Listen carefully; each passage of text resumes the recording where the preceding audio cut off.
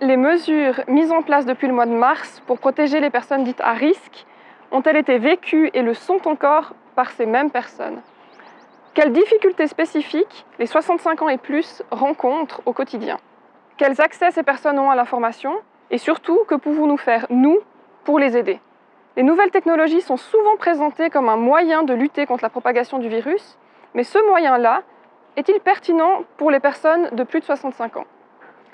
Ensuite, comment cette même population appréhende le déconfinement et le relâchement de certaines mesures de protection? Comment ici, en Valais, la réalité du Covid-19 est vécue par les personnes à risque de plus de 65 ans, et en particulier celles qui vivent déjà une situation de précarité sur le plan social et ou économique? Finalement, ce n'est pas un défi de répondre à cette question, c'est une succession de défis tout au long de la recherche, des défis autant humains que professionnels. Le premier, c'est d'identifier ces personnes, et c'est un défi de taille parce que souvent les plus précaires sont les moins visibles.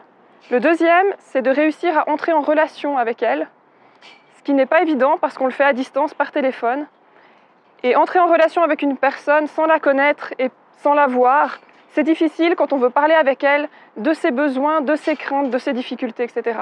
Le troisième, c'est de mettre en place avec les professionnels du terrain des mesures pour leur venir en aide. Et le quatrième défi, finalement, c'est de faire tout ça assez rapidement parce que ces personnes, elles ont besoin d'aide maintenant.